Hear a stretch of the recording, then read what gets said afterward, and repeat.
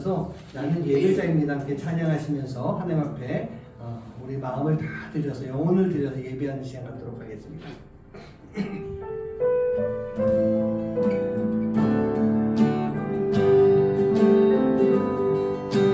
나는 하나님을 예배하는 예배자입니다. 내가 서 있는 곳 어디서나 하나님을 예배합니다. 내 영혼 거룩한 그네를 향하여 내 마음 완전한 하나님 향하여 이곳에서 바로 이 시간 하나님을 예배합니다. 내 영혼 거룩한 그네를 향하여 내 마음 완전한 하나님 향하여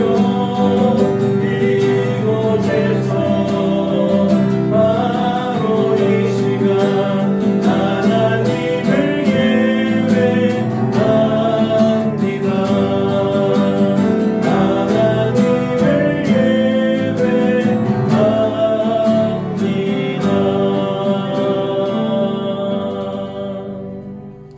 아멘. 자리에 앉으시기 바랍니다. 우리에게 가장 중요한 것이 무엇일까? 아까 우리 집사님하고도 그런 얘기 나왔지만 복음이라고 하는 것, 복음의 본질이 무엇일까?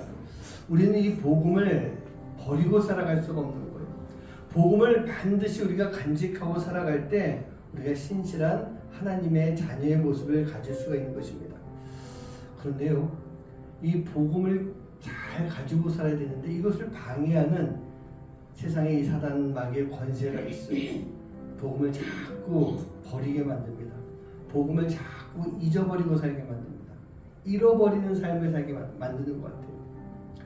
세상에 많은 우리가 갖고자 하는 것, 우리에게 세상적으로 유익하다라고 하는 것, 그 모든 것을 다 버리고 내가 주님만을 알길 원합니다. 그게 나에게 있어서 가장 귀한 것이고 가장 좋은 것이고 또 하나님이 가장 원하시는 그런 모습일 것 같습니다. 우리 그 마음을 가지고 나의 만족과 유익을 위해서 가지려고 했던 그 세상의 모든 것들 다 해로 여기겠습니다. 오직 주님을 위해서 다 버리겠습니다. 그 고백을 하면서 하나님이 예수님을 통해서 우리에게 주신 그 복음을 잘 간직하고 살아갈 수 있는 그런 삶이 되길 간절히 소원합니다. 함께 찬양하시겠습니다.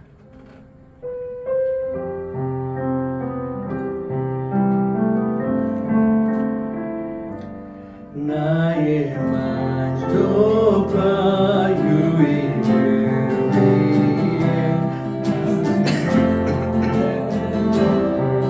세상 일을 이제 모르나 배우려 드리고 주님을 위해 다 버리네. 내 안에 가장 귀한 것 주님을 알리라. 모든 것 되시며 의와 기쁨 되신 주 사랑합니다.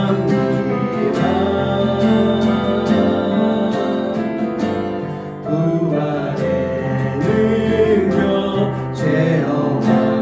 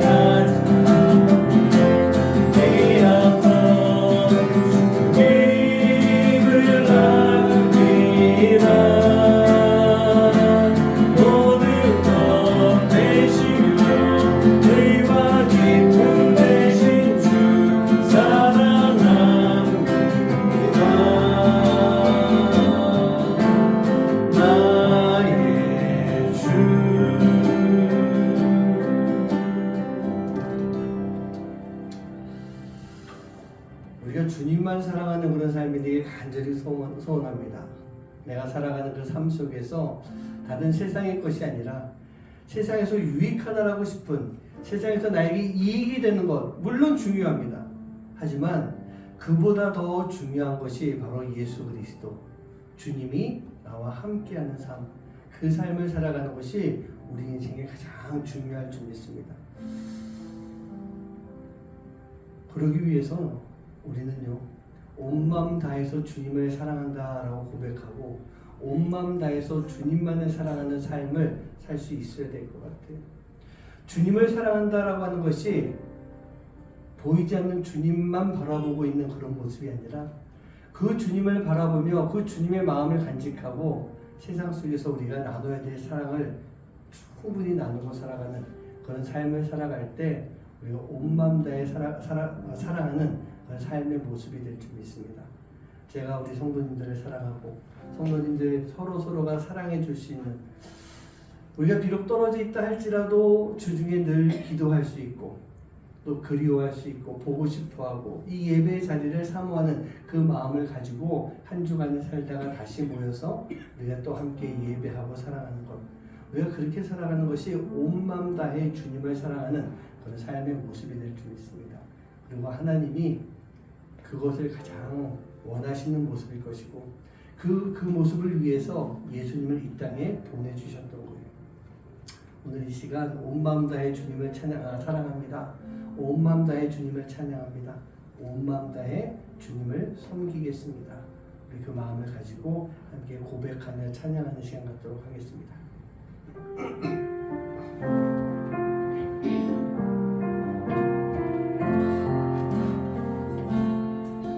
주님과 함께하는 이 고요한 시간, 주님의 보좌 앞에 내 마음을 쏟네. 모든 것 아시는 주님께 감출 것 없네. 내 맘과 정성 다해 주 바라나이다.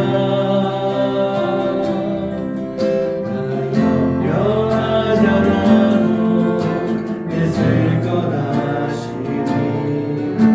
나 오직 주의 얼굴 분하게 하소서.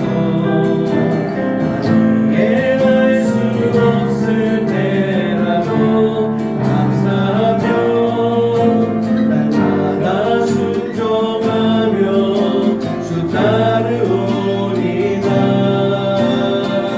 온 마음 다해 사랑합니다. 온 마음 다해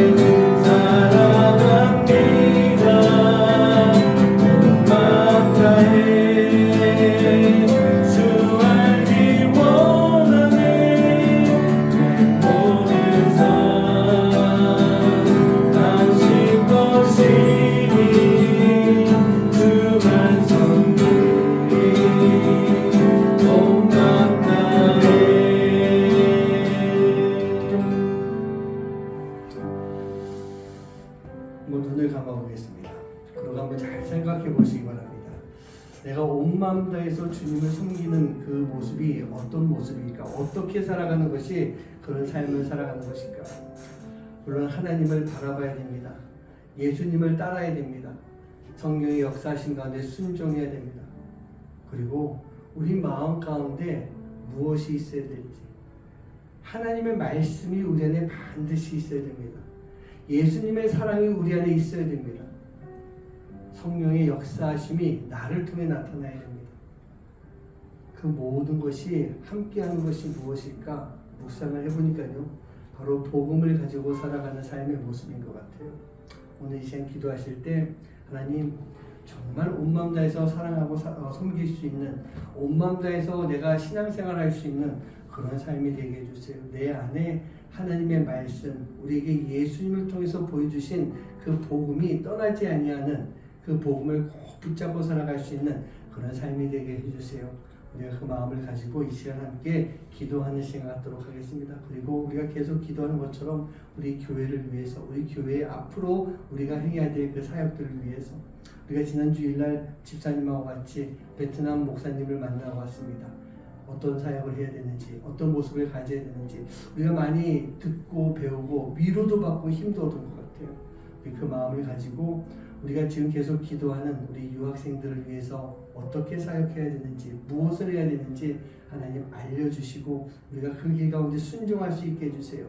그것이 올해 또 우리가 앞으로 해나가야 될 사역인데 그 사역 가운데 하나님의 놀라운 역사, 열매가 있게 해주세요. 우리 함께 기도해 주시기 바랍니다. 또 케냐에 있는 우리 오유진 선교사님도 이제 단기팀이 이렇게 오게 되는데 그곳에서 귀한 사역 잘 안전하게 이루어지게 해주세요. 여러분 기도해 주시고 우리 교회 성도님들 한 분 한 분 생각하면서 기도하시기 바랍니다. 그리고 이 나라 이 민족을 위해서 우리가 계속 좀 기도했으면 좋겠습니다. 하나님이 세우신 사람들이 우리 대통령과 함께하며 우리가 뭐 하나님 나라를 이룬다라고 하는 그런 개념이 꼭 필요하겠지만 그 하나님 나라라고 하는 것이 정말 이 땅의 이 민족이, 우리나라 모든 사람들이 올바른 삶을 살아가고 공정과 정의를 위해서 살아가는 그런 나라가 되게 해달라고, 그러기 위해서 분열된 것이 다시 하나가 될 수 있게 해달라고 우리 나라와 민족을 위해서도 여러분 기도하는 시간 갖도록 하겠습니다. 우리 함께 마음 모아서 기도합니다. 아버지 하나님 감사합니다. 하나님 저희와 함께 주셔서 주님의 귀한 은혜 감사합니다. 우리 아버지 하나님 주님의 말씀을 따라 살아가기 원합니다. 아버지 하나님 우리가 온 마음 다해서 주님을 사랑하는 삶을 살기 원합니다. 온 마음 다해서 아버지 주님의 말씀대로 살아가는 삶이 되기 원합니다. 그 온 마음 다해서 아버지 하나님 우리의 섬기고 헌신하는 삶을 살아가겠습니다. 아버지 하나님 세상에 아버지 그것들 따라가는 것이 아니라 우리가 정말 우리 모든 초점이, 우리 모든 중심이 주님께로 향하는 삶을 살아갈 수 있는 우리 모두가 될 수 있도록 주님 인도해 주시옵시고, 그 삶을 살아갈 때는 하나님의 놀라운 역사가 우리의 삶 속에서 충분하게 이루어질 수 있는 시간을 삶이 될 수 있도록 아버지 하나님 함께 주 역사해 주시옵소서. 오늘 통해서 이루어가시는 모든 일들이 주님의 뜻이 되기 원합니다. 하나님의 뜻이 되기 원합니다. 아버지 오늘 이 주의 뜻을 이루어가며 살아갈 수 있는 저희의 삶이 될 수 있도록 주님 인도해 주시옵소서. 아버지 하나님 모든 성도님들 아버지 온전히 기도하며 나갈 때 아버지 이 작은 교회를 통해서 이루어가시고 있는 하나님의 뜻을 우리가 아버지 온전히 순종하며 이루어갈 수 있는 그런 교회가 될 수 있도록 주님 인도해 주시옵소서. 교회가 작다고 재정이 부족하다고 아버지 포기하는 것이 아니라 우리가 할 수 있는 것이 있습니다. 우리 교회를 통해서 주님이 원하시는 모습이 있사오니 아버지 그 모습대로 온전히 순종하며 헌신할 때 아버지 이 교회를 통해서 하나님이 이루어가시는, 비록 작은 교회지만 큰 일을 이루어가시는 하나님의 뜻을 아버지 저희들 볼 수 있는 시간이 될 수 있도록 아버지 하나님 인도해 함께 하여 주시옵소서. 아버지 기대하는 우리 성도님들 주님 붙잡아 주시고 이제 아버지 여러분 단기 팀대에 가게 되는데 아버지 하나님 그 시간 속에 하나님 좋은 열매를 맺을 수 있도록 인도해 주시고 아버지 하나님 아무 사고 없이 안전하게 모든 사회이자 사회가 잘 이루어질 수 있는 귀하고 복된 시간을 될 수 있도록 주님 인도해 함께 하여 주시옵소서. 아버지 우리 교회 성도님들 한 분 한 분 주님 지켜주시고 오늘 아버지 주님의 말씀대로 살아가며 아버지 하나님 주일 아버지 주님 앞에 예배하는 시간을 기억해 주시옵소서. 아버지 하나님 주님의 믿음의 사람으로 아버지의 말씀의 사람으로 하나님의 사랑 믿음의 가정으로 가설 수 있는 그런 시간을 낼 수 있도록 아버지 하나님 인도해 주시옵소서.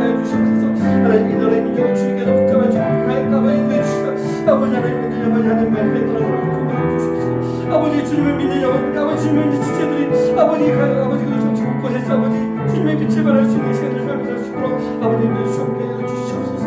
아버지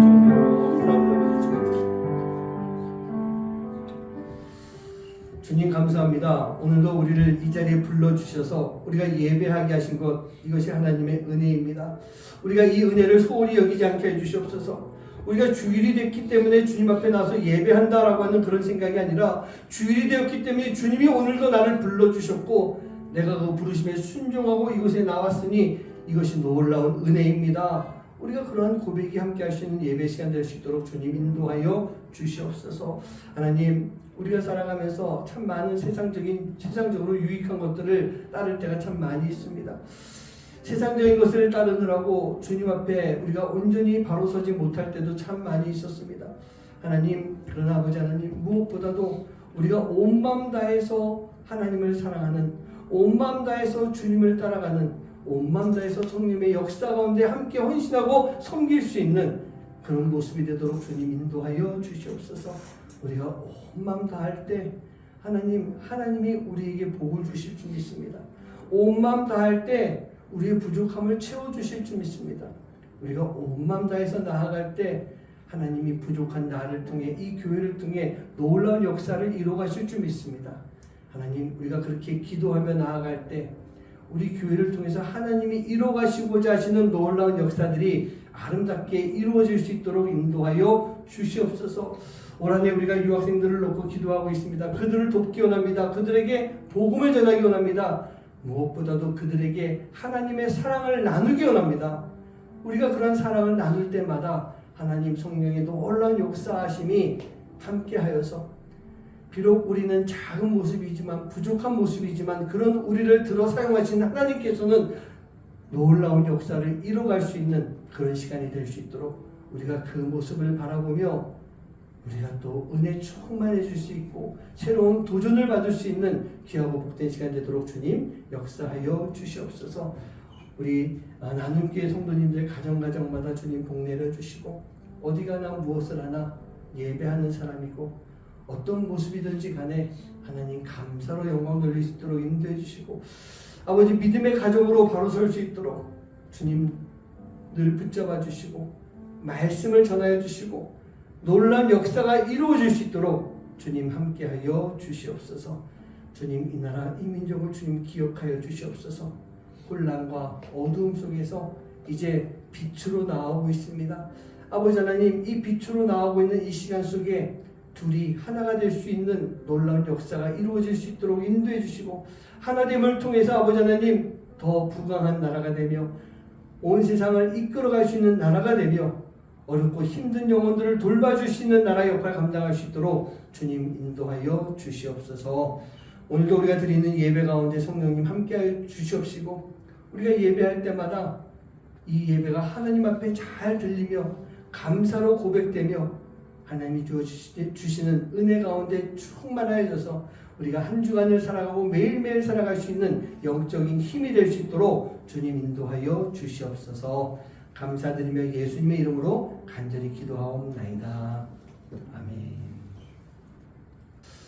하나님께서 오늘 우리에게 주시는 말씀은 로마서 1장 16절입니다. 한 절 말씀인데 우리 찾아놓고 같이 한 목소리로 합독하도록 하시겠습니다. 내가 복음을 부끄러워하지 아니하노니 이 복음은 모든 믿는 자에게 구원을 주시는 하나님의 능력이 됨이라. 먼저는 유대인에게요 그리고 헬라인에게로다.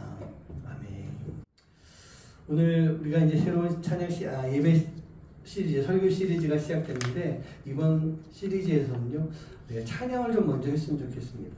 다시 복음 앞에라고 하는 그런 찬양입니다. 이번 설교 시리즈가 복음이라고 하는 주제를 가지고 나누는데 우리가 이 찬양을 먼저 드리고 또 말씀을 나눌 수 있는 그런 시간이 됐으면 좋겠습니다. 함께 찬양하시겠습니다. 많은 이들 말하고 많은 이들 말하고 많은 이들 노래는 하지만 정작 가진 않는 길 두려운 생각보다 많이 힘들고 험한 길보단 그저 말로만 가려기에 점점 멀어져만 가네. 내게 생명 주었던 그 길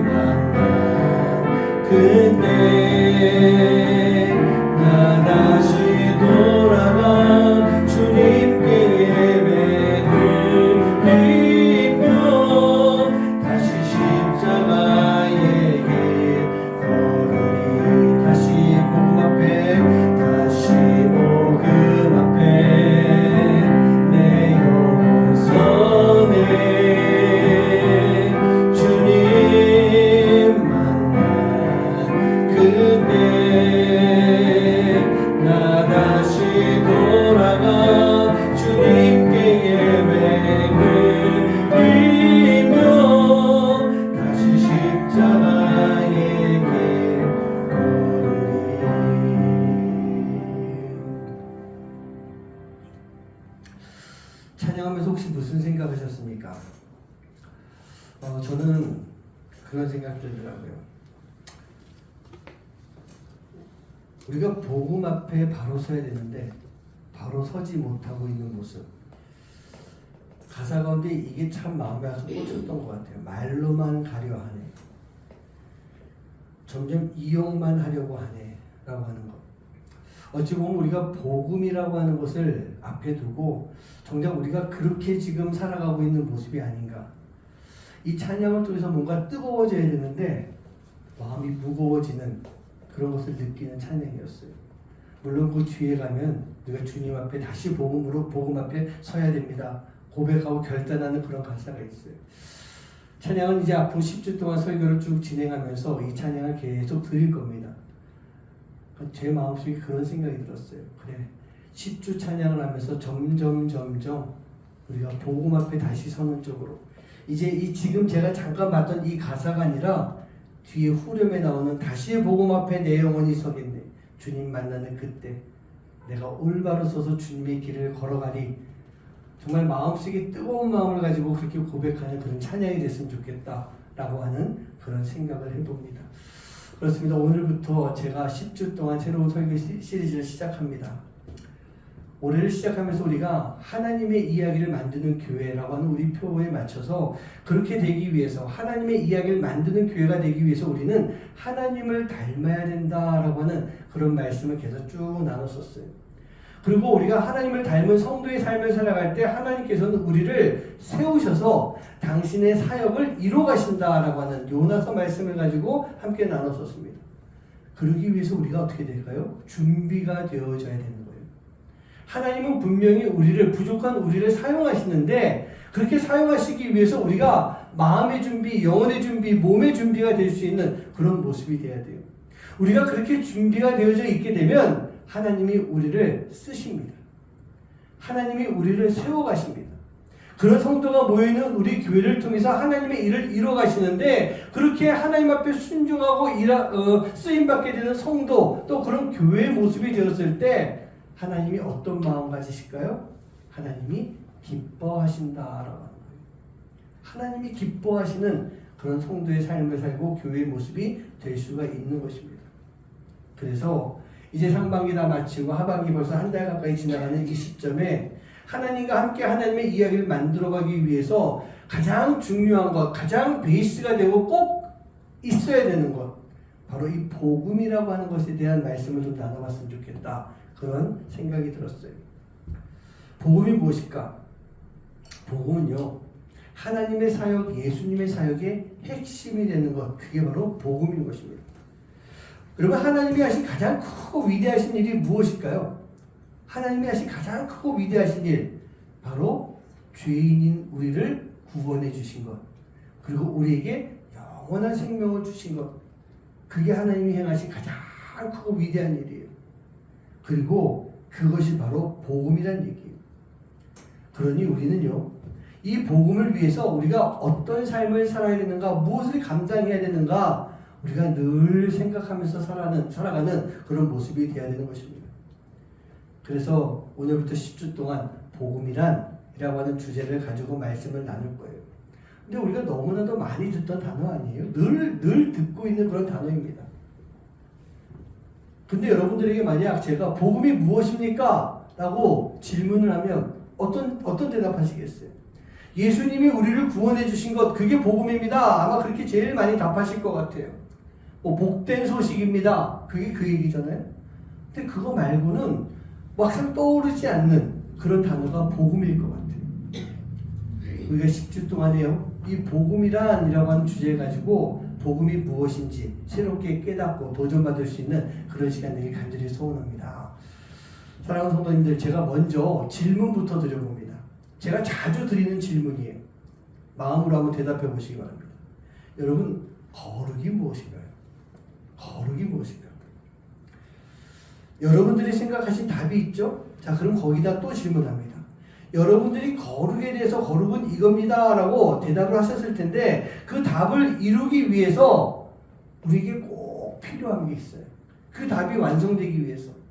그게 무엇일까? 그게 바로 예수 그리스도예요. 예수님이 없이 거룩이 이루어질 수 있을까요? 우리를 거룩하게 만들어주기 위해서 예수님이 이 땅에 오신 것이 아니겠습니까?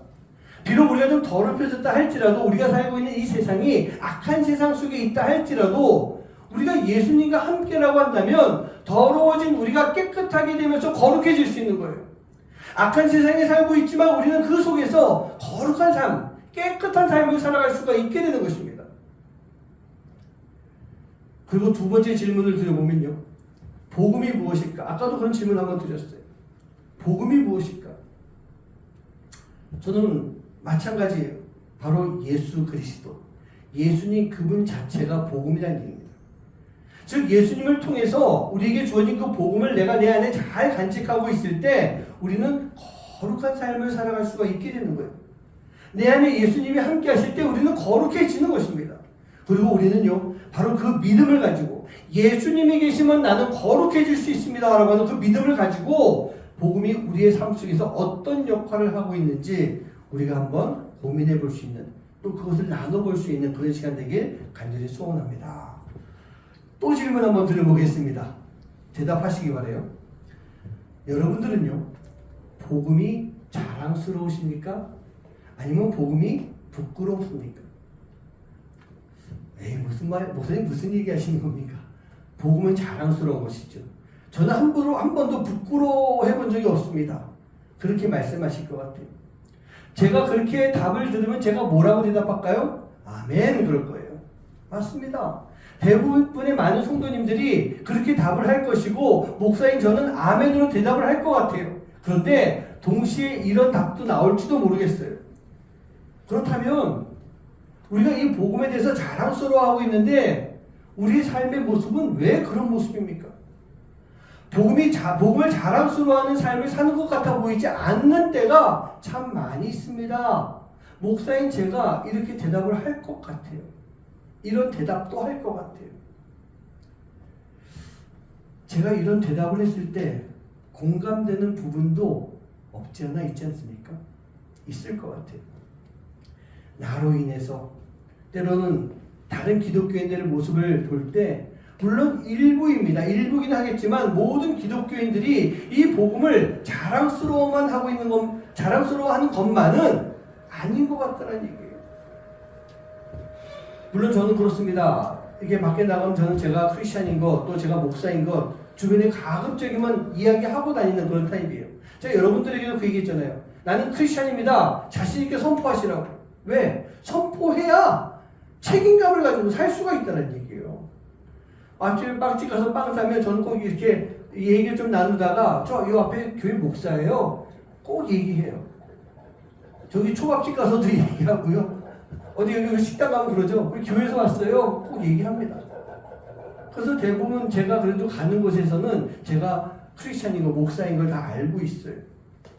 그런데 어떻습니까? 많은 기독교인들이 자신이 크리스찬인 것을 밝히지 않고 있을 때가 참 많아요. 심지어는 숨길 때도 있어요. 때로는 그것을 부인까지 하면서 살고 있을 때가 적지 않게 많이 있다는 얘기입니다. 때로는요, 서로가 이렇게 사회생활하면서 만난 친구들끼리, 회사 동료끼리 있는데 어느 날 봤더니 얘도 교회 다녀. 얘도 교회 다녀. 서로가 너 교회 다녀? 그러면서 왠지 부끄러워하고 어색해하는 그런 모습을 볼 때도 없지 않아 있다는 얘기입니다.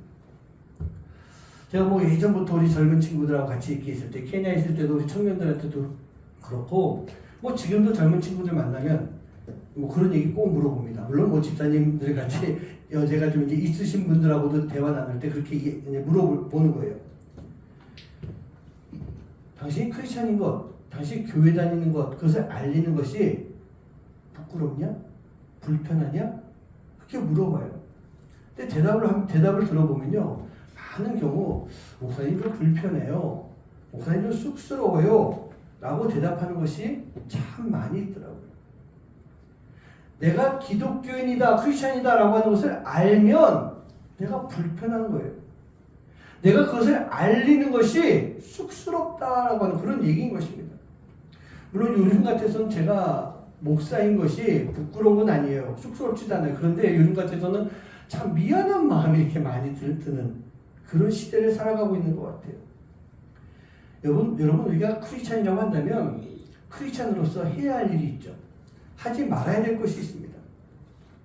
그런데 믿지 않는 이들은요, 자기들은 그 기준에 대해서 모릅니다. 지키지 않아요. 그러면서 크리스찬인 우리들은 너희들은 곧 기독교인이니까 그거 따라야지 라고 하는 그런 이상한 논리를 가지고 기독교인들을 볼 때가 참 많이 있어요. 그러다 보니 불편한 겁니다. 불편한 거예요. 그래서 제가 우리 그 친구들한테 그렇게 또 물어봤어요. 그래, 그러면 너희들이 해야 할 것, 하지 말아야 될 것, 그것을 따르는 것, 너희들이 그것을 따르며 살아가는 것이 불가능한 일이니? 그럼 뭐라고 대답할까요? 목사님 꼭 그런 것만은 아니에요. 그래요. 그래서 제가 기억이 나는 게 그 친구들한테 늘 해주던 말이, 그래? 그럼 해. 잘해. 해야 할 것, 크리스찬으로서 해야 할 것, 하지 말아야 될 것, 잘 구분져 가면서 해. 좀 힘들다 할지라도 너희들이 그렇게 살아가게 되면 누가 기뻐하실까? 하나님이 기뻐하셔.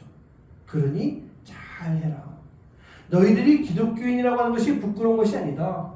너희들이 교회 다닌다는 것, 이게 쑥스러운 것이 아니야. 불편한 것이 아니야. 너네들 안에 있는 이 복음이라고 하는 것에 대해서 너희들 자랑스러워하는 그런 마음을 가지고 살아야 되는 것이야. 라고 제가 우리 젊은 친구들한테 얘기해 줬던 그런 기억이 납니다. 우리 사랑하는 성도님들, 우리는요, 우리에게 주어진 이 복음에 사로잡히는 삶을 살 수 있어야 되는 거예요.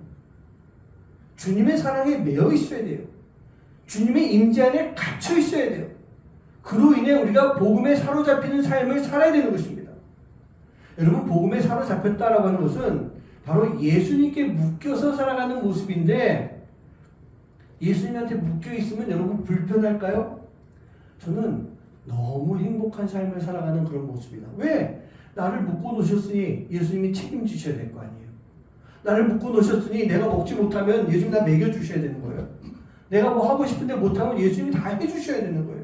그렇게 생각을 하면은 얼마나 그게 행복한 삶이 되겠습니까? 사람들이 왜 복음을 떠나고 싶어하고 복음을 드러내려고 하지 않을까? 이 세상 속에서 보면요, 믿지 않는 이 세상에 나갔을 때 이 복음은 세상에 대해서 좀 배타적인 모습을 보여주는 것은 맞습니다. 사실입니다. 그런데 세상 속에서 느껴지기에 좀 배타적이다라고 하는 것, 그것은요, 기독교인들에게 있어서 복음이 곧 삶이 되어야 되는 거예요. 세상을 변화시키는 희망이 되어야 되는 것입니다. 여러분, 예수님이 왜 이 땅에 오셨어요? 왜 십자가 지셨어요? 왜 부활하셨습니까? 그렇게 안 하셨으면 우리는 이 세상 속에서, 악한 세상 속에서 사단의 종으로서 살아갈 수밖에 없는, 즉 죄와 죽음에서 벗어날 수 없는 그런 모습이 되었기 때문에 예수님이 그렇게 오셨던 거예요. 그리고 기독교인들에게 복음을 통해서 희망을 주셨는데, 이 희망이라고 하는 것이 무엇이냐? 죄와 죽음에서 벗어날 수 있는 것. 죄와 죽음에서 벗어나고자 하는 마음, 그 마음을 우리에게 주셨던 것입니다. 우리 사랑하는 성도님들, 지난 2000년 동안 이 복음은요, 우리를 죄 가운데서 거룩하게 변화시켜준 하나님의 능력일 줄 믿습니다. 하나님의 능력이에요.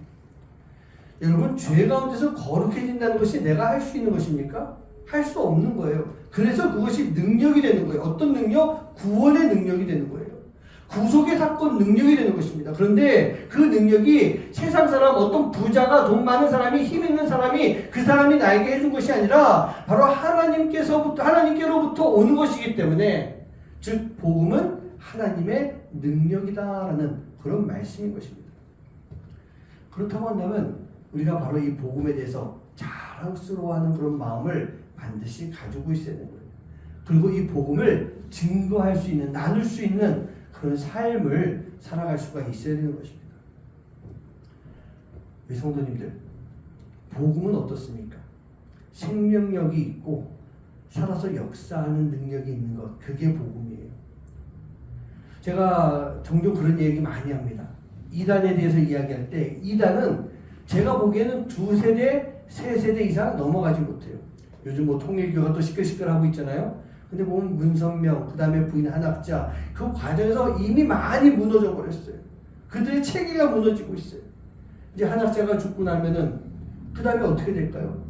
저는 이게 거기서 넘어가서 자녀들에게 가봤자 2세대거든요. 근데 이단들은요, 2세대, 3세대 이상 가는 걸 본 적이 없어요.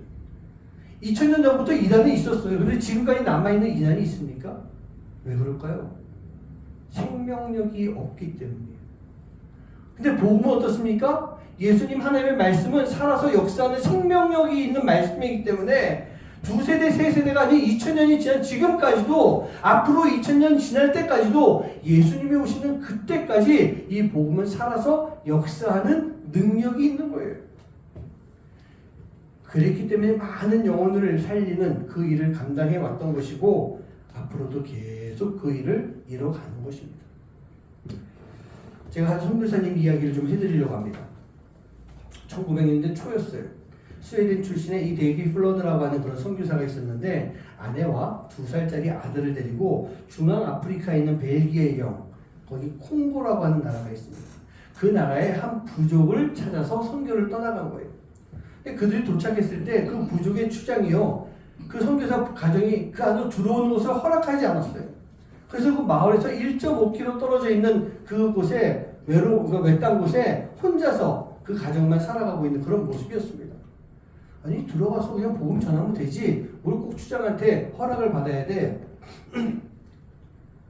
라고 생각할지도 모르겠지만요, 아프리카는요 아마 다른 데도 비슷할 것 같아요. 지금도 오지에 들어가서 아직도 복음이 전달되지 않은 곳에 들어가서 복음을 전하려면 추장하고 먼저 얘기해야 돼요. 족장하고 먼저 얘기를 해야 되는 거예요. 허락을 받아야 되는 것입니다. 제가 엊그저께 그 케냐에서 오신 안찬호 선교사님이라고 마사이 부족에 처음으로 들어가서, 우리가 잘 아는 마사이 부족 있잖아요. 그 부족에 처음 들어가서 선교를 시작한 그 목사님을 뵙고 왔었어요. 근데 그 목사님도 케냐에 도착해서 처음으로 마사이 부족 들어갈 때 그곳에 추장을 만났습니다. 당연히 안 되는데 참 웃긴 에피소드가 있긴 있어요. 근데 그건 뭐 말씀드리기 지금 시간도 안 되고. 근데 그러한 가운데 그 추장한테 허락을 받았어요. 그리고 복음을 전하기 시작합니다. 그리고 추장이 대부분 그렇대요. 추장이 하나님을 영접하고 하나님을 믿기 시작하면 추장이 그런데요. 야, 너희들 다 예수님 믿어. 그럼 그때부터 그 부족이 다 이렇게 예수님을 믿게 되는 그런 모습이 된다. 그래서 뭐 어떤 면에서 봤을 때는 온전히 복음이 전해진 것이냐 아니냐 그럴 수도 있겠지만, 중요한 것은 그 땅 가운데, 그 부족 가운데 복음이 전달됐다는 얘기예요. 근데 지금 이 데이비 플러드 선교사는요, 전혀 그것을 못하고 있어요. 아무도 못 만나고 있어요. 그런 가운데 딱 한 사람만 만나도록 허락을 받습니다. 뭐냐면 그 부족이 살고 있는 그 마을에 먹을 것을 구하러 올 때 그 소년을 통해서 이 선교사 가정이 먹을 것을 얻게 되는 거예요. 그래서 이 데이비 플러드 선교사는요, 아무에게도 복음을 전하지 못했지만 이 꼬마 아이에게 복음을 전했어요. 그리고 이 꼬마 아이가 영접하는, 네 알겠어요, 저 예수님 믿을게요 라고 영접하게 되는 그 일 외에는요 아무 복음 전하는 선교 사역을 하지 못했던 것입니다. 근데 그러고 살고 있던 어느 날 아내가 이 둘째 아기를 임신하게 되었어요. 근데 출산을 며칠 앞두고 이 아내가 말라리아에 걸리게 됩니다. 근데 사실 요즘은 말라리아 그냥 약을 먹으면 거의 다 회복이 돼요. 근데 그 당시도 그렇고 지금도 마찬가지예요. 말라리아는 약을 먹지 않으면 거의 죽습니다. 근데 아기가 태어나기 바로 얼마 전이었기 때문에 겨우겨우 힘들게 이쁜 딸아이를 출산을 하고 이 아내는 죽게 되는 거예요. 데이비 플러드 전도사가요, 이 일에 충격을 받고 모든 사역을 다 포기하고 내려놓습니다. 버립니다. 그리고 죽은 아내는 그곳 콩고 땅에 대충 묻고, 새로 태어난 딸은 근처에 있는 미국인 선교사에게 맡기고 아들을 데리고 스웨덴으로, 자기 나라로 철수를 해버린 거예요. 콩고를 떠나갈 때 이 데이비 플러드 선교사가 이렇게 이야기합니다. 나는 이곳에서 아내를 잃었습니다. 지금 태어난 이 아기를 돌볼 자신도 없습니다. 하나님은 이곳에서 내 인생을 다 망쳐놓으셨습니다. 나는 이제 떠나갑니다. 그리고 콩고를 떠나갔습니다. 그리고 하나님을 원망하고 떠나면서 스웨덴으로 들어가 이제 새로운 아내를 얻고 거기서 새 아들을 두고 살지만 신앙도 다 버리고 선교사로서의 사명도 다 포기해버리고 그곳에서 알코올 중독자가 되어서 점점 죽음의 길로 가는 그런 삶을 살게 됩니다. 한편 이 콩고의 두고 온 딸은요, 이 미국인 선교사에 의해서 미국으로 입양 가게 됩니다. 그리고 애기라고 하는 이름을 받으며 신실한 기독교의 가정에서 잘 성장을 하게 돼요. 이 아이가 성장한 후에 우연히 잡지에서, 이 스웨덴 잡지에서 하얀 십자가, 허름한 십자가가 꽂혀 있는 한 무덤 사진을 보게 됩니다. 그리고 십자가에는요, 스베아 플러드라고 하는 그런 이름이 적혀 있는 모습을 보게 되는 거예요. 누구 무덤일까요? 자기 엄마의 무덤이고요. 엄마 아빠의 이름을 알고 있었던 이 아기가 그 잡지에서 본 그 사진을 통해서 이 무덤의 내용, 자기 아버지 데이비 플러드가 어떻게 사역을 했는지, 어떤 모습이었는지를 그 잡지를 통해서 다 보게 되는 거예요. 얼마 후에 그녀는요, 아버지를 찾으러 스웨덴으로 떠나갑니다. 그곳에 도착해서 먼저 친오빠와 이복 형제들을 만나게 되는데, 형제들이 그 얘기예요.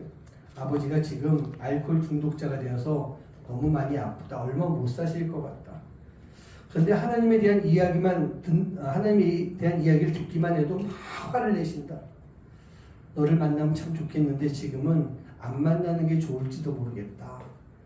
그 이야기를 하는데 이 아기는요, 거기서 포기하지 않습니다. 데이비 플러드가 살고 있는 허름한 아파트에 들어간 아기는요, 거실 바닥에 막 널려있는 술병들 사이에서 73살이 된 아버지를 만나게 되는 거예요. 그 아버지를 만나면서 아빠, 나예요. 그렇게 이야기를 할 때 이 데이비 플러드가요, 딸을 알아보게 되고 막 눈물을 흘리면서 딸에게 사죄합니다. 용서를 구합니다. 그러면서 눈물로 만나는 시간을 가지는데 어느 순간 아기가 얘기하는 거예요. 아빠, 하나님께서 아빠를 다시 이렇게 만나게 해주셨어요. 그 이야기를 들은 데이비 플러드가 어떤 반응을 보였을까요? 내 앞에서 하나님 얘기하지 마라. 하나님은 내 인생을 망친 양반이다. 내 아내를 죽게 만들었고 그 콩고 땅에서의 모든 사역도 다 엉망진창으로 만든 그런 분이다. 나에게 하나님에 대한 이야기를 하지 마라 라면서 화를 내기 시작합니다. 그런데 이 아기가요, 이 딸이 아버지가 선교사로 갔었던 콩고에서 하나님을 영접하게 만들었던 그 한 소년, 그 이야기를 해주는 거예요. 하나님을 영접하고 기독교인이 된 이 소년이 점점 잘 성장해서 온전한 좀 아름다운 멋진 크리스찬이 됩니다. 그리고 마을 전체에 복음을 전하고자 추장으로부터 허락을 받고 그 복음을 전하기 시작을 하는 거예요. 그래서 그 주민들 대부분을 다 예수님께로 인도하는 그런 역할을 하게 됩니다. 그리고 아버지가 뿌린 그 씨앗이 잘 자라서 그 지역에서 600명이 넘는 사람들이 복음을 접하고 기독교인이 되는 그런 역사를 이뤄가게 된 거예요. 그러면서 딸이 말합니다. 아빠가 그곳에 간 것도, 엄마가 그곳에서 죽은 것도 다 헛일이 아니었어요. 비록 아빠는 절망의 마음을 가지고 그곳을 떠나왔지만 하나님께서는 아빠 엄마가 뿌려놓은 그 씨앗을 통해서 그곳을 변화시키고 그곳의 영혼들을 구원해 주셨어요. 아빠도 엄마도 너무나도 귀한 사역을 했던 거예요. 그리고 하나님은 지금도 아빠 엄마를 너무 사랑하고 계세요. 그 이야기를 전해줬어요. 그 이야기를 들었던 이 데이비 플러드는요, 눈물을 흘리며 회개합니다. 그리고 그 후 몇 주간 딸과 함께 삶을 살면서 하나님을 원망하던 그 마음을 다 고치고 내려놓고 영원한 하나님 나라에 들어가게 되는 거예요. 이 데이비 플러드 선교사는요, 콩고에서 돌아오고 난 이후에 수십 년 동안 자신에게 일어났던 그 일에 대해서 저주하고 괴로워하고 부끄러워하는 그런 삶을 살아왔던 것입니다. 자신의 삶에 대해서, 하나님의 역사에 대해서, 옛날에 하나님이 나를 콩고로 부르셨다, 선교사로 부르셨다라고 하는 것에 대해서 그 삶을 통해서 복음을 전하는 그 일 가운데 큰 자부심을 가지고 살아왔어야 되는데 이 데이비 플러드는 그렇게 하지 못했던 거예요. 왜 그랬을까? 자기가 그런 어려움을 겪고 세상 속으로 돌아왔을 때 세상의 사람들이 보는, 세상 사람들이 데이빗을 보는 눈이 그런 눈길이 아니었던 거예요. 그리고 데이빗은 그 시선을 의식하면서 계속 수십 년을 살아왔던 것입니다. 아프리카에 가서 아내도 죽이고 딸도 버리고 저 사람은 실패한 선교사야 라고 하는 그런 말을 들으면서 자기는 바로 그런 이야기 속에 이렇게 눌리면서 살아왔던 모습이에요.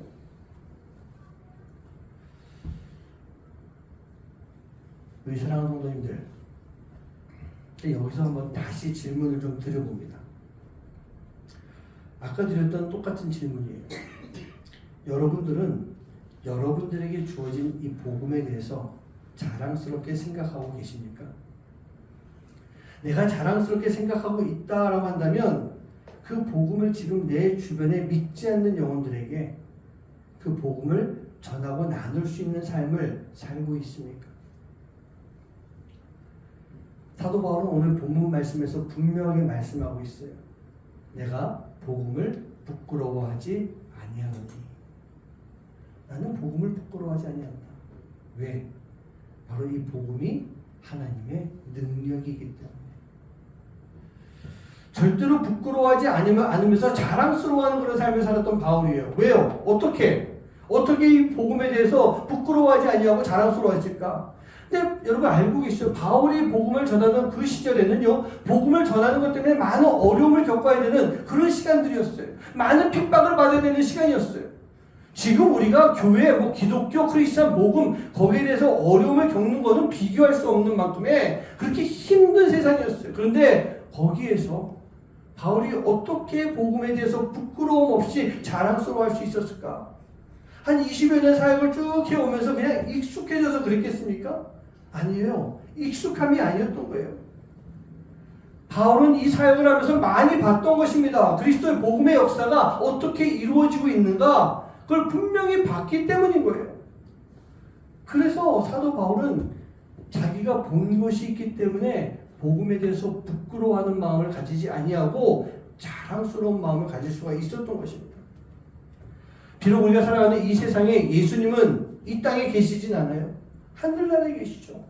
하지만 예수님이 2000년 전 이 땅에 계실 때와 똑같이, 아니 어쩌면 그 이상의 놀라운 역사를 지금 복음을 통해서 이뤄가고 계시는 것입니다. 예수님이 하늘로 오르시고 난 이후에 예루살렘에서 안디옥으로 소아시아에 있는 7개 교회로 또 각 지역마다 있었던 디아스포라 유대인들을 통해서 복음이 잘 전파되며 가는 곳곳마다 방방곡곡에 교회가 세워지는 놀라운 역사들이 이루어지기 시작을 합니다. 어떻게 해요? 복음을 통해서요. 복음의 능력으로, 하나님의 능력으로 그러한 놀라운 역사들이 이루어지기 시작한 것입니다. 사도 바울은 그걸 보고 있었던 거예요. 그리고 이 놀라운 역사가 뭡니까? 바로 복음을 믿는 자들에게 구원을 주시는 뭐라고요? 하나님의 능력이다. 그렇게 말씀하고 있어요. 그래서 바울이 복음을 부끄러워하지 않았던 것이고, 이 모든 것이 자기가 경험했던 것, 그냥 익숙함이 아닌 익숙함을 뛰어넘는 자신이 경험했던 것들, 바로 그를 통해서 이러한 고백과 결단, 증거가 이루어질 수가 있었던 거예요. 제가 또 한 번 질문을 드리겠습니다. 우리 사랑하는 성도님들, 바로 여러분들에게는 어떻습니까? 여러분들에게도 하나님의 놀라운 역사, 하나님의 증거가 여러분들에게 있지 않습니까? 우리가 크리스천이고 하나님의 자녀라고 한다면 우리는 바로 그 증거를 가지고 살아갈 수 있는 그런 모습이 되어야 되는 거예요. 그 증거를 가지고 살아갈 때 우리는 복음을 자랑스럽게 여길 수 있는 그런 삶의 모습이 되기 때문이에요. 근데 제가 이런 말씀, 우리는 증거를 가지고 살아야 됩니다 라고 하는 말씀을 드리면 꼭 이렇게 이야기하는 분들이 계십니다. 목사님, 나는 그런 증거가 없는데요. 근데 이렇게 말하면서 좀 부끄러워하시는 분이 계시는 반면에, 저는 그런 증거 아직 경험해보지 못했습니다 라고 하면서 막 짜증을 내거나 불평불만을 늘어놓는, 마치 홍해 앞에 있었던 이스라엘 민족처럼, 홍해 역사를 봤음에도 불구하고 40년 광야에서 살면서 계속 불평불만했던 그런 이스라엘 민족처럼, 나는 증거 따위는 가져본 적이 없습니다, 본 적이 없습니다 라고 하면서 하나님을 원망하는 그런 성도님들의 모습을 볼 때도 제가 있었던 것 같아요. 그런데 아니죠. 저는 분명히 제가 말씀드릴 수 있어요. 오늘 이 자리에 있는 성도님들, 오늘 뭐 같은 시간이든 어떤 시간이든 교회에 나와서 예배하고 있는 성도님들이라고 한다면 그 누구도 한 명도 증거 없는 사람은 없다라고 저는요 자신 있게 말씀드릴 수 있어요. 목사로서요 그렇게 이야기할 수 있어요. 왠지 아십니까? 가장 큰 증거, 눈에 확 들어온 증거가 뭘까요? 오늘 여러분들이 이 자리에서 예배하고 있다는 거예요. 여러분, 내가요, 여러분들이요, 오늘 이 자리에 앉아서 예배드릴 자격이 있습니까? 없어요. 죄인인데 어떻게 감히 이 자리에 나와서 예배할 수 있어요? 우리 죄인이잖아요. 근데 그런 우리를 용서하시고 구원해 주시면서 하나님이 오늘 우리를 이 자리에 불러주셨어요. 이 자리에 앉혀놓으셨어요. 여러분, 이게 증거 아니겠어요? 이게 증거라고 한다면, 여러분 인정된다면 이 땅에 있는 모든 하나님의 자녀들은요 최소한의 이 증거, 하지만 가장 큰 증거, 이 증거는 가지고 있다는 얘기예요. 이 증거 없는 사람이 어디 있겠어요? 우리가 증거의 규모가 얼마나 크냐, 내 마음에 만족이 되느냐, 내 기준에 유익하냐라고 하는 이런 거, 사실 이것도 쓸데없는 그런 이 판단이겠지만 그런 조금의 어떤 차이는 있을지 몰라도 우리 모두에게 그 누구도 증거 없는 사람은 없다는 얘기입니다. 그럼에도 불구하고 나는 증거가 없습니다라고 우기고 있다면 그거는요 절대로 하나님의 문제가 아니고 누구의 문제일까요? 나 자신의 문제가 되는 거예요. 나 자신의 문제. 나 자신이 복음을 부끄럽게 생각하고 있다라고 하는 그런 증거가 되는 것입니다. 쉽게 표현하면 뭐냐? 우리 안에 진짜 믿음, 온전한 믿음이 없다. 그 얘기인 거예요. 하나님의 그 많은 역사를 인정하지 않고 사는 모습인 거예요. 하나님의 능력, 복음의 능력을 부끄러워하고 있는, 또 숨기려고 하는 그런 모습, 그게 바로 내 안에 증거를 보여주신 하나님을 인정하지 못하고 살아가는 그런 모습이 되는 거예요. 우리가 세상에서 복음대로 살아가려고 하면 불편합니다. 부끄럽습니다. 그러다 보니까 나도 모르는 사이에, 아니 알겠죠. 사단이 또 시험하는 그런 시간이니까 그 시간을 통해서 우리가 복음을 거부하는 그런 삶의 모습을 가지게 되는 거예요. 여러분, 구원은 무엇으로 얻습니까? 믿음. 믿음으로 구원을 얻어요. 우리가 복음을 부끄러워하지 않아야만 진정한 믿음을 소유할 수가 있는 거예요. 그리고 이 믿음이 우리를 의롭게 만들어줄 수가 있는 것입니다. 여러분, 믿음이 무엇입니까?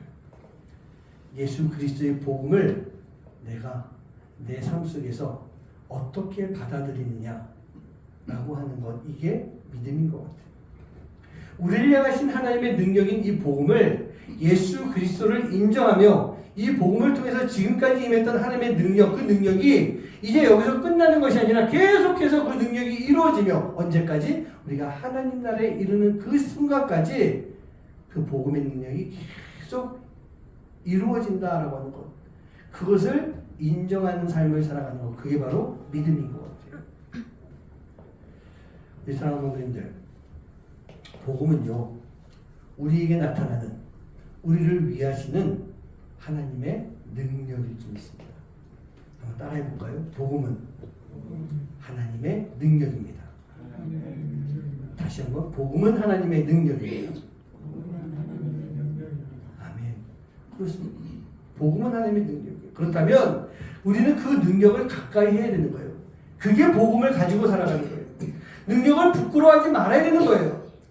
그 능력을 자랑스럽게 생각하면서 살아가는 것, 그게 바로 복음을 부끄러워하지 아니하는 그런 삶의 모습, 즉 바울과 같이 살아가는 그런 모습이 될 수가 있는 것입니다. 복음이 나를 변화시켜서 진정한 하나님의 자녀로 살아갈 수 있도록 우리는 늘 복음을 사랑하고 우리 마음속에 잘 간직하고 이 복음을 자랑스럽게 생각하는 그런 삶을 살아야 되는 것입니다. 그러기 위해서 우리가 다시 복음 앞에 서야 되는 거예요. 다시 복음 앞에 서야 돼요. 매일매일의 삶 속에서 우리가 다시 복음 앞에 서겠습니다. 왜? 우리가 죄를 지었기 때문에 우리가 또 주님 앞에 회개해야 돼요. 복음을 떠났던 거예요. 그냥 주님의 은혜가 있기에 다시 복음 앞에 설 수 있는 것. 또 떠나갔다 할지라도 또 다시 복음 앞에 설 수 있는 그런 삶을 살 때 그 복음이 우리를 통해서 하나님의 능력으로 나타나는 그 역사가 임하게 될 줄 믿습니다. 바로 그 복음과 함께 주님 앞에 다시 서서 십자가의 길을 걸어갈 수 있는 능력을 얻음으로 인해 하나님이 만들어가는 그 하나님 이야기 속에 우리가 또 쓰임받을 수 있는 그런 여러분 한 분 한 분 되시기를 주님의 이름으로 간절히 축원합니다. 우리 아까 찬양했던 그 찬양입니다. 많은 이들이 말하고 많은 이들이 노래를 하고 있습니다. 근데 그 많은 이들 가운데 내가 들어가 있는 거예요. 복음에 대해서 많은 이들이 말하고 있지만 우리가 그 복음에 대해서 따라가고 있느냐? 그 복음에 대해서 내 마음속에 간직하고 살아가고 있느냐? 그 복음이 나를 변화시키고 있는데 내가 그 변화 가운데 함께하고 있느냐? 그렇게 하지 못하고 있는 것, 그것이 지금 우리의 모습인 거예요. 오늘 이 찬양을 통해서 우리에게 영원한 생명을 주시는, 우리를 변화시켜 주시는 놀라운 능력이 되는, 하나님의 능력이 되는 복음 앞에 내가 바로 서겠습니다. 그리고 그 복음을 자랑스럽게 생각하며 증거하는 그런 삶을 살겠습니다. 그 마음을 가지고 이 시간 함께 찬양하도록 하시겠습니다.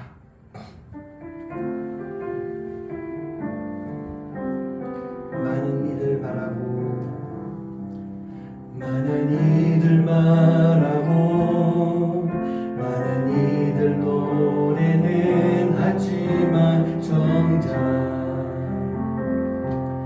가지 않는 길 두려운 생각보다 많이 힘들고 험한 길보다 그저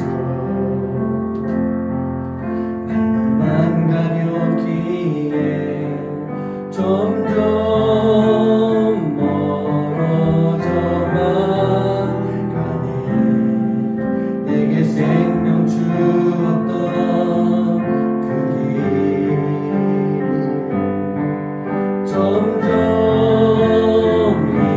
이용하려 하네. 내게 사랑 주었던 그 길 다시 복음 앞에 내 영혼 선해. 주님 만나 그때 나 다시 돌아가 주님께 예배드리며 다시 십자가의 길 걸으리. 많은 이들 말하고 많은 이들 말하고 많은 이들 노래는 하지만 정작 가진 않는 길 두려운 생각보다 많이 힘들고 험한 길보단 그저 말로만 가려기에 점점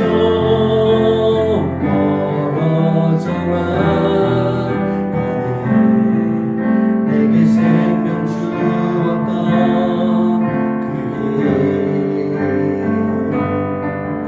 길 점점 이용하려 하네. 내게 사랑 주었던 그 길 다시 복음 앞에 내 영혼 선해. 주님 만나 그때 나 다시 돌아가 주님께 예배드리며 다시 십자가의 길. 우리 일어나서 찬양합니다. 다시 복음 앞에 다시 복음 앞에 내 영혼 선해. 주님 만나 그때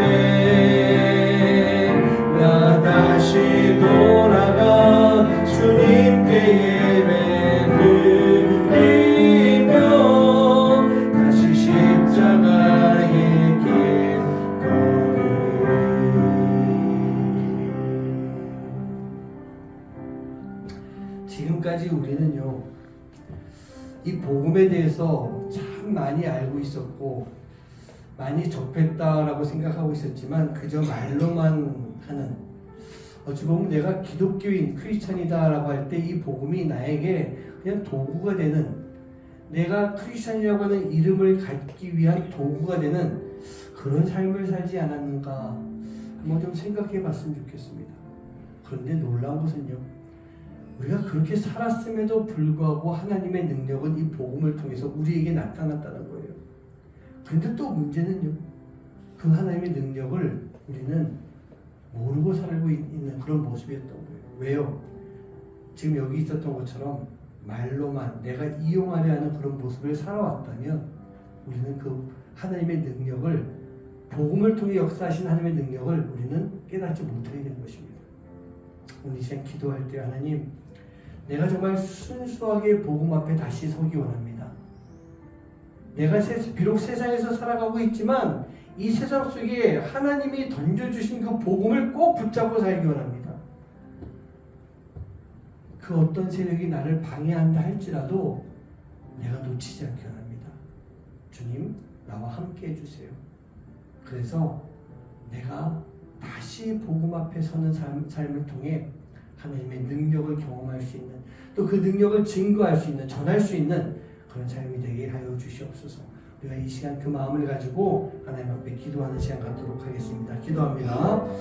아버지 하나님 감사합니다. 오늘도 아버지 주님의 주신 말씀을 통해서 우리가 복음에 대한 말씀을 들었습니다. 이 복음이 곧 하나님의 능력인데 하나님, 우리가 이 하나님의 능력, 하나님의 보여주신 증거들을 많이 가지고 있음에도 불구하고 아버지 하나님, 이 복음을 우리가 이용하고 말로만 아버지 떠들어냈던 때가 정말 있었어서 아버지 하나님, 그런 우리의 용서해 주십시오. 우리가 말로만 하는 것이 아니라 이 복음을 내가 크리스천이라고 하는 이름을 아버지 살리기 위해서 이용하는 것이 아니라 순수하게 아버지 복음 앞에 바로 서서 주님의 뜻대로 살아갈 수 있는, 주님의 뜻을 따라갈 수 있는 삶이 될 수 있도록 주님 인도하여 주시옵소서. 아버지 하나님, 우리가 주님을 바라보고 살아가야 됩니다. 주님의 뜻대로 살아가야 됩니다. 주님의 말씀대로 살아가야 됩니다. 아버지 하나님, 예수님을 통해서 이 땅에 보여주셨던, 예수님을 통해서 이 땅에 말씀하시고 선포하셨던 그 복음의 역사가 아버지 하나님의 능력에 대해서 우리 안에 살아있을 수 있도록 인도해 주시고, 아버지 그 복음의 능력, 하나님의 그 능력을 우리가 가지고 아버지 오늘 신앙생활하며 사역도 하며 헌신하고 섬길 수 있는 그런 모습 될 수 있도록 주님 인도하여 주시옵소서. 우리 아버지 붙잡아 주시고 우리 함께 해주시옵소서. 우리 안에 역사하시는 그 놀라운 우리가 아버지 온전히 함께 할 수 있는 시간을 살게 해주시도록 주님 복에 복을 주시고 인도하여 주시옵소서. 주님 믿습니다. 믿습니다.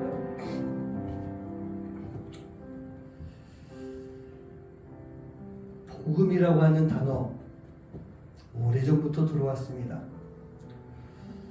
복음이 무엇이냐고 우리에게 물어본다면 우리가 그 복음에 대해서 대답할 수도 있습니다. 더 심도 있는 대답도 할 수 있습니다. 그러나 정작 우리가 알고 있는 이 복음을 그저 아는 것으로만 끝나고 살아갈 때가 얼마나 많습니까? 말로만 복음에 대해서 이야기하고 다니는 그런 모습이 있습니다. 우리가 크리스찬이라고 하는 것을, 그 이름을 증명하기 위해서 복음을 사용할 때도 있습니다. 그러나 이 복음은 믿는 자들에게 임하는 하나님의 능력인 것을 잊지 않게 해주시옵시고, 이 복음을 통해서 우리에게 보여주신 많은 증거가 있음을 우리가 분명하게 믿게 하여 주시옵소서. 그리고 그 하나님의 능력을 우리가 입술로 우리의 삶을 통해서 증거하고 증언할 수 있는 그런 하나님의 자녀가 될 수 있도록 주님 인도하여 주시옵소서. 이 복음이 우리의 삶 속에서 점점 멀어져 가는 것이 아니라 우리가 늘 복음에 사로잡혀서 살아갈 수 있는 삶. 내가 이 복음을 붙잡는 것도 의미가 있지만 예수님을 통해 우리가 복음에 사로잡혀서 복음으로 인해 세상 속에서 세상적으로 꼼짝 못하는 삶, 우리가 그러한 삶을 살 수 있도록 주님 인도하여 주시옵소서. 하나님의 놀라운 역사가 오늘 이 시간 우리가 살아가는 이 세상 속에서 이 복음이 능력이 되어, 하나님의 능력이 되어 우리 가운데 임할 수 있는 모습 되도록 주님 인도하여 주시옵소서. 주님, 오늘도 우리가 주님 앞에 귀한 예물을 드렸습니다. 하나님, 우리가 드리는 우리의 이 예물, 하나님 가장 귀한 예물, 가장 정성을 최고의 정성으로 드리는 예물 되게 해주시고 이 예물을 통해서 정말 하나님 나라의 역사가 이루어질 수 있는 그러한 일들이 이루어질 수 있도록 주님 인도하여 주시옵소서.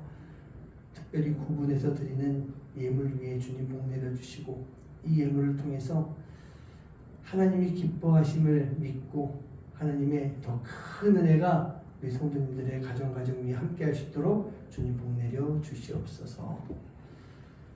이제는 우리 주 예수 그리스도의 은혜와 하나님의 놀라우신 사랑하심과 성령의 역사하심이 오늘 우리에게 주신 이 복음에 대해서 그저 아는 것으로 끝나는 것이 아니라 이 복음을 통해서 보여주셨던 하나님의 놀라운 능력에 대해서 내가 증거하겠습니다. 내 입술을 열어서 증언하겠습니다. 내 삶을 통해서 보여주겠습니다. 그 마음을 가지고 오늘 하루하루를 살아가는 하나님의 귀한 자녀들 머리머리 위에 이제로부터 영원까지 함께 하시기만을 간절히 축원하옵나이다.